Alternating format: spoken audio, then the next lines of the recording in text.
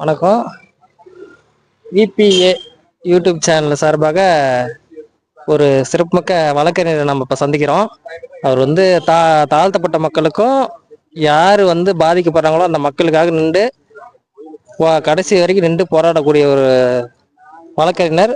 தமிழக மாநில பகுஜன் சமாஜ் கட்சி மாநில துணை பொதுச் செயலாளர் தோழர் மதிப்புக்குரிய சந்தூர் பார்த்திபன் அவர்களை சந்திக்கிறோம். பேட்டி காண்கிறோம். தோழர் வணக்கம். தோழர், திராவிட விடுதலை கழகம் சார்பா வர 3ஆம் தேதி மேச்சேரியில பெரியார் எனும் பெரு நெருப்பு கருத்தரங்கம் நடத்துறோம். இது சம்பந்தமா உங்களுடைய கருத்து என்னங்க தோழர்? இன்றைய தேதியில பார்த்தோன்னு சொன்னா உண்மையாலுமே வந்து மிக தேவையான ஒரு கருத்தரங்கம். இன்னைக்கு இருக்கிற சூழல்ல, அரசியல் சூழல்ல தந்தை பெரியார வந்து அவங்க சொந்த கருத்தா வந்து எதோ திருச்சி நீங்க வந்தவங்க போனவங்க எல்லாம் வந்து நம்ம வந்து நாட்டை பிடிக்கிறோம், வந்து நாங்க ஆட்சியாளர் மாறுறோம்னு சொல்லிட்டு அவங்க இஷ்டத்தை தந்தை பெரியார பத்தி பேச ஆரம்பிச்சிட்டாங்க. வதந்தி மாதிரியும் இது பண்ற மாதிரியும். எப்படி RSS கைகூலிகள் அன்னைக்கு தந்தை பெரியார வந்து முடக்குன்னு நினைச்சு முடக்கினாங்களோ, அதை விட இன்னைக்கு நாங்க திராவிடம் பேசிக்கிட்டே நிறைய பேர்கள் வந்து இன்னைக்கு வந்து முடக்கு நிலையை நினைக்கிறாங்க. அப்புறம் திராவிட தமிழ் தேசிய லெவல்ல போறோம், தமிழ் தேசியம் அப்படின்னு சொல்லி எல்லாம் வந்து இன்னைக்கு வந்து முடக்குறாங்க. அந்த சூழல்ல தந்தை பெரியார் குறித்து மிக தெளிவாக ஒரு கருத்தரங்கத்தை மீது அறிவார்ந்து, ஏதோ பேச்சுவாக்குல இல்லாம மிக அறிவார்ந்த தலைவர் அண்ணன் குளத்தூர் மணியன் போன்றவர்கள்லாம் வந்து இந்த மக்களுக்கு தந்தை பெரியார் குறித்து இந்த எடுத்து உரைக்க வேண்டிய சூழ்நிலையில இந்த கருத்தரங்கம் மிக சிறப்பாக வந்து நடைபெறுவது இருக்கிறது. அந்த கருத்தரங்கம் வெற்றியடைவதற்கும் அந்த வாழ்த்துக்கள் தெரிவிச்சுக்கிறேன். நன்றி தோழர். இப்பொழுது வந்து பெரியார் குறித்து மக்கள்கிட்ட எந்த மாதிரி பிரச்சாரத்தை கொண்டுட்டு போகலாம் மாணவர்கள்ட்ட, அந்த மாதிரி உங்களுடைய கருத்து சொல்லுங்க தோழர். இல்ல, பெரியார் குறித்தும் இல்ல, பெரியார் என்ன சொன்னாரோ அதை சொன்னா போதும், அவ்வளவுதான். அவர் சொன்னதை அதை தாண்டி நம்ம யாரும் ஒன்னும் அதை அதிகப்படுத்தியோ இல்லை மிகைப்படுத்தியோ அவசியம் தேவைன்னு கிடையாது. தந்தை பெரியார் இந்த மக்களுக்கு என்ன சொன்னாரோ அவர் சொன்னதை அப்படியே மக்கள்கிட்ட எடுத்து சொன்னா போதும், மக்கள் வந்து அதை தெரிஞ்சுக்குவாங்க. இதான் வந்து என்னன்னா, அம்பேத்கர் தான் ஒரு வார்த்தை சொல்லுவாரு, நீ ஒரு அடிமை என்பது அடிமைக்கு வந்து புரிய வைய, புரட்சி வெடிக்கும் தானே வெடிக்கும்னாரு. நீ அதெல்லாம் வந்து ஒன்னும் புரட்சி பத்தி பேசணும் அவசியம் கிடையாது. அவன் அடிமை அப்படிங்கறது நீ அடிமைன்னு அவனுக்கு புரிய வச்சுட்டா போதும், தானே அவனே போராடிக்குவான்னு. அது மாதிரி தந்தை பெரியார் இந்த மக்களுக்கு என்ன சொன்னாரோ, பெண்களுக்கு என்ன சொன்னாரோ, சாதி ஒழிப்புக்கு என்ன சொன்னாரோ, இடஒதுக்கீடுக்கு என்ன சொன்னாரோ, தமிழ் மொழி தமிழ் தேசியத்தை பத்தி என்ன சொன்னாரோ, அதை இந்த மக்களுக்கு அவர் சொன்ன நடைவிலே சொன்ன மாதிரியே எடுத்து சொன்னாவே போதும், மக்கள் தந்தை பெரியாரை வந்து அவங்க புல்லும் உணர்ந்துக்குவாங்க. தந்தை பெரியார் போல் சொல்லாம இவங்க சொந்த கருத்துல திரிச்சு இவங்க மனசு நைட்டு கனவு கண்டதெல்லாம் வந்து இங்க வெளியில வந்து மக்கள் மத்தியில பேசுவதனாலதான் இந்த மாதிரி தந்தை பெரியார வந்து இன்னைக்கு RSS கூட இவங்களும் ஒப்பிட்டு தான் பார்க்கணும். ஏன்னா தந்தை பெரியாரோட வந்து RSS எப்படி வந்து இழிவுபடுத்துற மாதிரி சொல்றாங்களோ, அதை விட இவங்க வந்து மிக மோசமான நபர்கள். இந்த நபர்கள்லாம் நம்ம மக்கள் வெளியில சுட்டி காமிச்சு நம்ம வந்து அவங்கள அடையாளப்படுத்த வேண்டிய நிலை இருக்கு. அதனால இந்த கருத்தரங்கம் அது அடையாளப்படுத்த விதமா இருக்கும்னு தான் நான் நினைக்கிறேன். நாம் தமிழர் கட்சி ஒருங்கிணைப்பாளர் சீமான் சொல்றாரு, அம்பேத்கரையும் பெரியாரையும் ஒரே நேர்கோட்டில் பார்க்க முடியாது அப்படின்னு சொல்லிட்டு பார்க்குறாரு. இப்போ பெரு தலைவர்கள்லாம் இப்போ குளத்தூர் மணியா இருக்கட்டும், மற்றவங்கலாம் அம்பேத்கரையும் பெரியாரையும் ஒரே நேர்கோட்டில் வச்சு தான் நாங்கள் வந்து பிரச்சாரம் பண்ணிட்டு இருக்கிறோம், பொதுவெளியிலையும் எல்லார்ட்டையும் பேசிட்டு இருக்கிறோம். நீங்கள் நாம் தமிழர் கட்சி சீமான் சொன்னதை நீங்கள் எப்படி பார்க்குறீங்க? நீ குறிப்பா சொல்லணும்னு சொன்னா, பாபா அம்பேத்கர் எழுதிய சாதி ஒழிப்பு அப்படிங்கிறதா இன்னைக்கு ஒரு புத்தகம் தான் வந்து மிகப்பெரிய இந்தியாவில் சாதியை குறித்து தாக்கத்தை ஏற்படுத்தணும். அனிகலேஷன் காஸ்ட்ன்னு சொல்லுவாங்க. சாதி எப்படி உருவானுச்சு, சாதியோட தோற்றம் என்ன, அது எப்படிலாம் இந்த மக்களை இழிவுபடுத்துன்னு சொல்லிட்டு. அப்ப அந்த சாதி ஒழிப்பு புத்தகம் வரக்கூடாதுன்னு சொல்லி அவர் என்ன பண்ணாரு, ஒரு நிகழ்ச்சியை தடை பண்ணிட்டாங்க. பாபா அம்பேத்கர் அந்த சாதி ஒழிப்பு கொடுத்த உரைகளை வந்து அவர் வந்து எங்கேயுமே இது பண்ண பப்ளிஷ் பண்ண முடியல, எங்கேயும் யாரும் கொடுக்க முடியல. அந்த மீட்டிங்கும் கேன்சல் ஆகி போயிடுச்சு. அதன் பின்னிட்டு மிகப்பெரிய அப்பெல்லாம் இப்பதான் வந்து நம்மளால இன்னைக்கு எல்லாம் தலைமுறை அன்னைக்கெல்லாம் வந்து ஒரு பத்திரிகையில பிரிண்ட் பண்ணுன்னு சொன்னா அதே மிகப்பெரிய அவங்களுக்கு எல்லாம் சிரமம். 5000 காப்பி 10,000 காப்பி பிரிண்ட் பண்ணி இந்தியா முழுசா போனா அதே கஷ்டம். அப்படிங்கிற நிலையில பாபா அம்பேத்கர் மிக ஒரு 1000 ரூபாய்க்கு பிரதி வாங்கி ஒரு எல்லாம் ரெடி பண்ண காலத்துல அத முதல் தமிழ்ல மொழிபெயர்த்து வெளியிட்டு தந்தை பெரியார் தான். ஒண்ணு, ஏர்வாடு சிறையில வந்து பூனா ஒப்பந்த இரட்டை வாக்குரிமை அப்ப வந்து காந்தி உண்ணாவிரதம் வந்தப்ப வந்து பாபா அம்பேத்கர் வந்து எல்லாம் தப்பு சொன்னாங்க. ஒரு காந்தி கொல்றது பாக்குறாரு, காந்தி வந்து எவ்வளவு பெரிய தேசத்தந்தை, அவர் வந்து பேச்சுவார்த்தை பண்ணாம இது பண்ண பாக்குறாரு அப்படின்னு சொல்லி சொன்னாங்க. இப்ப எல்லா தலைவரும் அழைப்பு கொடுத்தாங்க, காந்திகிட்ட பேச்சுவார்த்தை பண்ணி பாபா அம்பேத்கர் நீங்க போயிட்டு கொஞ்சம் சமாதானப்படுத்த சொன்னாரு. ஆனா தமிழ்நாட்டுல இருந்து ஒரே ஒரு குரல் ஒழிச்சுது, பாபா அம்பேத்கர் நீங்க தயவு செய்து காந்தியை சந்திச்சு நீங்க வந்து அந்த உரிமையை விட்டு கொடுத்துடாதீங்க அவர் காந்தி செத்தா செத்துட்டு போட்டோம், அவர் காந்தி செத்தா செத்துட்டு போட்டோம், இந்த மக்களோட உரிமையை நினைச்சு பாருங்கன்னு சொல்லிட்டு, அப்ப இந்த மக்கள் வழியை சார்ந்து சிந்திச்ச நபர் யாரும் தந்தை பெரியார் தான். அதனால தந்தை பெரியாரையும் பாபா அம்பேத்கரையும் ஒரே கோட்ல பார்ப்பதுதான் சரியான விஷயம்.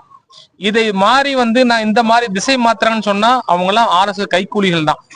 அந்த மக்கள் நல்லது செய்யற மக்களுடைய பிரதிநிதின்னு சொல்லிக்கிட்டு RSS கைக்கூலியாக செயல்படுறவர்கள் தான் இந்த போன்ற நபர்கள். அதனால அது மிகப்பெரிய வன்மை. அது நம்ம மக்கள்கிட்ட எடுத்துரைக்கணும். மக்கள்கிட்ட எப்படிப்பட்ட நபர் அப்படிங்கறத நம்ம இந்த சொல்ல வேண்டிய சூழ்நிலை தேவை ஏற்பட்டிருக்கு. இப்ப பெரியாரும் அம்பேத்கரும் பாமர மக்கள் படிச்சு, பட்டியல மக்கள் பாமர மக்கள் படிச்சு மேல வரணும் அப்படின்னு சொல்லி போராடினாங்க வாழ்நாள் முழுவதும்.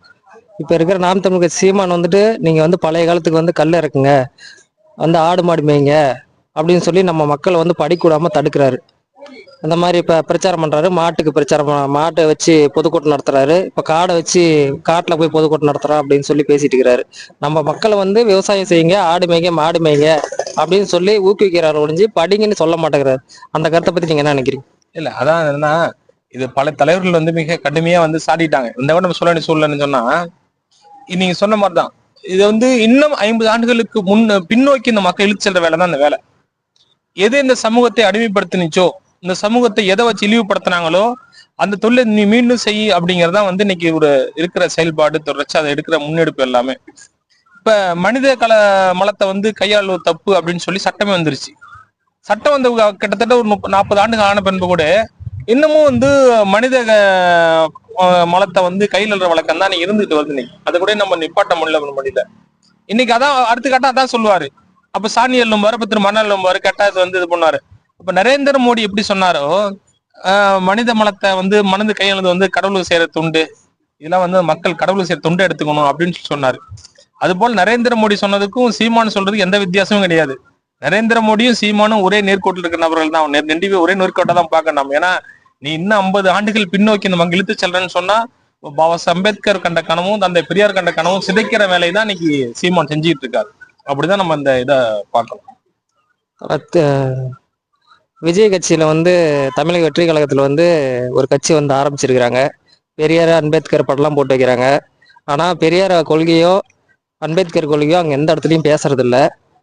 அவரு இப்ப நடந்த அந்த ஆணவ கொலை இப்ப பக்கமா 2 நாளைக்கு முன்னாடி நடந்த ஆணவ கொலைகளை பத்தி கூட விஜய் இன்னும் எந்த கருத்து சொல்லாகிறாரு. இதை பத்தி நீங்க என்ன நினைக்கிறீங்க? இல்ல இன்னைக்கு ஒரு அரசியல் சூழ்நிலை பாபா அம்பேத்கரையோ தந்தை பெரியாரை தவிர்த்துட்டு அரசியல் பண்ண முடியாத நிலையில தான் நம்ம இன்னைக்கு காமிச்சிருக்கோம். நம்ம இன்னைக்கு ஏன்னா இன்னைக்கு யாராரு நீ எவ்வளவுதான் நீ இன்னைக்கு அரசியல் பேசினா கூட இந்த அரசியலை தீர்மானிக்கின்ற மையம் யாருன்னு சொன்னா ஒண்ணு பாபா அம்பேத்கர், 2 தந்தை பெரியார். தந்தை பெரியாரையும் பாபா அம்பேத்கர் தவிர்த்துட்டு தமிழகத்துல இந்தியாவுல யாரால எந்தவித அரசியல் பேசிட முடியாது. ஆனா ஒரு படத்தை போட்டு வேணா அவங்க பயன்படுத்திய முடிஞ்சு மற்றவங்க அந்த ரீதியான சித்தாந்த ரீதியான தந்தை பெரியார் சித்தாந்தமும் பாபா அம்பேத்கருடைய சித்தாந்தத்தை அவங்களால நடைமுறைப்படுத்துவது சிக்கல் இருக்குது. அது காலப்போல அவங்களே காணாத போயிருவாங்க. அவ்வளவுதான். இதெல்லாம் ஒரு இந்த மேற்பூச்சிகள் மாதிரி திடீர்னு முளைப்பாங்க. அதன் பிறகு அப்புறம் ரெக்க உடஞ்சி போச்சுன்னா அப்புறம் அவங்க இருக்கிற காலி பண்ண இல்லாத போயிருவாங்க. அதனால இவங்கெல்லாம் அது மாதிரி இல்ல, ஒரு நாள் பார்வை மாதிரி ஒரு நாள் கூடுவாங்க, அப்புறம் அதன் பிறகு கலைஞ்சிருவாங்க. ஆனா சித்தாந்தத்தை யார் முழுசும் புரிஞ்சுக்கிட்டாங்களோ, தந்தை பெரியாரையும் பாபா அம்பேத்கரையும் யார் முழுசா படிச்சாங்களோ ஏத்துக்கிட்டாங்களோ அவங்கதான் களத்தில் நிக்க முடியும். இன்னொரு கேள்வி தொடர். இப்ப ஏடிஎம்கே இருக்கட்டும் திமுக இருக்கட்டும், அவங்க சமமா எல்லா மக்களையும் பாக்குறதோட சரி, ஜாதி ஒழிப்பை பத்தி அவங்க மக்கள்கிட்ட எந்த பிரச்சாரமும் பண்றது இல்ல. எந்த அரசியல்வாதி எந்த எம்எல்ஏ எம்பி ஜாதி ஒழிப்பை பத்தி பேசுறதே இல்ல. இதை பத்தி நீங்க என்ன நினைக்கிறீங்க? சாதி ஒழிப்பு அதான் சொல்லணும். இன்னைக்கு சாதியை குறித்து பேசுகின்ற இந்த கட்சியில் சாதி ஒழிப்பு குறித்து எந்த கட்சியும் பேசுவது கிடையாது. இன்னைக்கு சாதி அப்படிங்கிற விஷயம் நடந்தா மட்டும் இன்னைக்கு கவின்குமார் சம்பவம் நடந்த பிறகு நீ கவின்குமாரை மட்டும் சம்பவத்தை கண்டிக்கிறாங்க. அதுக்கு முன்னாடி கண்ணகி முருகேசன் வழக்கு நடந்துச்சு, மேலவுள்ள படுகொலை நடந்துச்சு, சென்னகரம்பட்டி வழக்கு நடந்துச்சு, இளவரசன் திவ்யா வழக்கு நடந்துச்சு, கோகுல்ராஜ் கொலை வழக்கு நடந்துச்சு. அப்ப இந்த சம்பவங்கள்லாம் குறித்து இவள் நடந்த பின்பு கூட அதுக்கான நடவடிக்கை எடுக்காம அந்த சம்பவத்தை ஒட்டி மட்டும் சாதி ரீதியான நபர்கள் பேசுவது என்பது இந்த கட்சிகள் இருக்கின்ற இன்னைக்கு திமுகனாலும் சரி அதிமுகனாலும் சரி சாதியை தக்க வச்சு நினைக்கிறவங்க அவன் சாதி ஒழிப்பதற்கான இந்த நடவடிக்கை எடுக்கல. ஏன்னா சாதி ஒழிப்பதற்கான நடவடிக்கை எடுக்கிறான்னு சொன்னா இன்னைக்கு எப்பயே இந்த தமிழ்நாட்டுல இன்னைக்கு சமூக நீதி சமத்துவம்னு சொல்ற எல்லாமே இது செஞ்சு பண்ணிருக்கோம். நீங்க அதனால இந்த இருக்கின்ற இந்த கட்சிகள் அவங்க சாதியை தக்க வச்சு நினைக்கிறவங்க சாதிக்கு ஒரு பிரிவு கொடுத்து அந்த இது தக்க வச்சு நினைக்கிறவங்க சாதி ஒழிப்பதற்கான இந்த நடவடிக்கை எடுக்கிறது கிடையாது. அவங்க ஒழிக்கவும் முடியாது. அவங்க அதுக்கு நடவடிக்கை எடுக்கவும் மாட்டாங்க. இப்ப நடந்த ஆணவ கொலை அடிக்கடிக்கு நடக்குது தோழர் தமிழ்நாடு. மற்ற மாநிலத்தை விட இப்ப கம்மியா தான் நடக்குது. இருந்தாலும் இது நடக்கக்கூடாது, ஜீரோக்கு தான் வரணும் அப்படின்னு நம்ம கூட்டமைப்பு சார்பா நம்ம எதிர்பார்க்கிறோம். இது சிறப்பு சட்டம் ஏற்றுன்னு சொல்லி நம்ம அடிக்கடி தமிழக அரசு கிட்ட கோரிக்கை வச்சுட்டே இருக்கிறோம். ஏடிஎம்கே இருக்கட்டும், டிஎம்கே இருக்கட்டும், கோரிக்கை வச்சுட்டே இருக்கிறோம். இப்போ கூட கனிமொழி நேற்று சொல்லியிருக்காங்க சிறப்பு சட்டம் ஏற்றணும் அப்படின்னு சொல்லிட்டு. இப்ப தேவையா எந்த மாதிரி சிறப்பு சட்டம் ஜாதி ஒழிப்புக்கு, ஆணவ படுகொலைக்கு ஏற்றுன்னு நினைக்கிறீங்க தோழர்? இல்ல சிறப்பு நம்ம சாதிய ஆணவ படுகொலைக்கு எதிராக சட்டம் வரணும் அப்படிங்கிற தொடர்ச்சியா நம்ம ஒரு கோரிக்கையா இருக்குது. இப்ப கோரிக்கை அது இருந்தா கூட தமிழ்நாட்டில் இருக்கின்ற இன்னைக்கு இந்தியா முழுவதும் இருக்கிற சட்டம் இருக்கின்ற எஸ்சி/எஸ்டி ஆக்ட், தாழ்த்தப்பட்டோர் மற்றும் பழங்குடி வன்கொடுமை தடுப்பு சட்டமே வந்து அந்த சட்டத்தை முழுமையாக அவங்க அமல்படுத்தாம இருக்கிறாங்க. மற்ற சட்டங்கள்லாம் வந்து நீ ஒரு சம்பவம் நடைபெற்றாதான் அதுக்கு புகார் கொடுக்கப்பட்டா வழக்கு செய்யப்படணும். ஆனா நீங்க இந்த தாழ்த்தப்பட்டோர் மற்றும் வன்கொடுமை தடுப்பு சட்டம் என்பது வன்கொடுமை எங்க நிகழும் அப்படின்னு ஒரு ஆய்வு பண்ணாவே அது முன்கூட்டி தடுக்க வேண்டிய பொறுப்புக்கு அரசுக்கு இருக்கு. இன்னைக்கு தமிழகத்தை ஆளுகின்ற முதலமைச்சராக இருக்கின்ற முதலமைச்சர் 6 மாதத்துக்கு ஒரு முறை கூட்டம் கூட்டணும். அவர் தலைமையில கூட்டத்தை கூட்டி அனைத்து மாவட்ட ஆட்சியரும் வர வைக்கணும், அனைத்து டிஜிபி உட்காரணும், அங்க இருக்க எஸ்பி உட்காரணும், டிஐஜி உட்காரணும். உங்க மாவட்டத்துல எங்கெங்க சாதிய ரீதியான வன்கொடுமை நடப்பதற்கான முகாந்தர் இருக்குது அப்படின்னு சொல்லி கேள்வி கேட்கணும். ஏற்கனவே பதிவு செய்யப்பட்ட வழக்கில் என்ன நிலைமையானுச்சுன்னு கேட்கணும். அந்த வழக்குல எத்தனை தண்டனை பெற்றுக்குன்னு கேட்கணும். விடுதலை யாருக்கு வழக்கு, விடுதலையான ஏன் விடுதலை ஏற்பட்டுன்னு கேட்கணும். அப்ப முதலமைச்சர் கேட்க வேண்டிய பணியை இதுவரையிலுமே அந்த கூட்டத்தை நடத்துவதற்கு முதலமைச்சர் இன்னைக்கு இருக்கிறது முன்வரல. அது மட்டும் இல்லாம மாவட்ட ரீதியாக மாவட்ட ஆட்சியாளர் வந்து இங்க மாவட்ட இருக்க எல்லா உயர் அதிகாரிகள், ரெவன்யூ எல்லா பீப்புள், போலீஸ் பீப்புளை கூப்பிட்டு வந்து நிகழ்ச்சி நடத்தி அந்த கூட்டத்தை நடத்தி ஆய்வு பண்ணணும். அது பண்ணல. அப்ப இந்த கலெக்டரின் அந்த சட்டத்தை நடைமுறைப்படுத்த வேண்டிய மாவட்ட ஆட்சியர், தமிழகத்தை ஆளுகின்ற தமிழக முதலமைச்சரே இந்த சட்டம் நடைமுறைப்படுத்தாம நீங்க மெத்தனம் போக்கா இருக்கிறதுனாலதான் இது போன்ற தொடர்ச்சியாக ஆணவ படுகொலைகள் நடந்துகிட்டு இருக்குது. ஏன் சொல்லனா தாழ்த்தப்பட்டோர் பழங்குடியினர் வன்கொடுமை தடுப்பு சட்டம் 3V இருக்குது. அந்த சட்டத்தின் அடிப்படையில ஒரு தாழ்த்தப்பட்ட சமூகத்தை சேர்ந்த நபர் தனக்கு உயிருக்கு ஆபத்து இருக்குன்னு சொல்லி சொன்னா அவருக்கு ஆயுத வைத்துக் கொள்ள உரிமை கொடுக்கணும், ரைட் கொடுக்கணும். இதுவரையிலும் தமிழ்நாட்டுல யாருனாச்சும் வந்து தாழ்த்தப்பட்ட சமூகத்தை சேர்ந்த உயிருக்கு ஆபத்துன்னு சொன்ன பிறகு உங்க ஆயுதம் வச்சுக்க உரிமை கொடுக்குறேன்னு சொல்லி எந்த ஒரு மாவட்டத்தையும் ஆயுதம் கொடுத்துருக்காங்களா?